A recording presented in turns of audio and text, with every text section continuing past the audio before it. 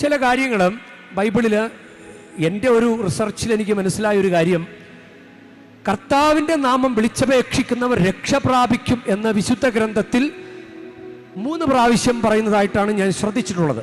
Joel പ്രവാചകന്റെ പുസ്തകത്തിൽ 2-ാം അധ്യായം 32-ാം വാക്യം, കർത്താവിൻ്റെ നാമം വിളിച്ചപേക്ഷിക്കുന്നവർ രക്ഷ പ്രാപിക്കും.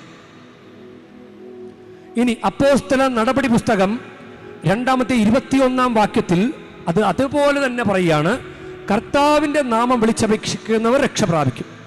റോമാക്കാർക്ക് എഴുതിയ ലേഖനം 10-ാം അധ്യായം 13-ാം വാക്യത്തിൽ, കർത്താവിൻ്റെ നാമം വിളിച്ചപേക്ഷിക്കുന്ന എല്ലാവരും രക്ഷ പ്രാപിക്കും.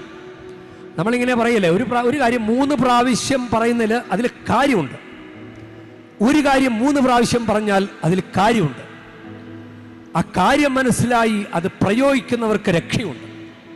ഇല്ല, നമ്മൾ 1 തരം 3 തരം അല്ലെ 2 തരം 3 തരം അങ്ങനെയല്ല അവസാനിപ്പിക്കുന്നത് ലേലം വിളി പോലും.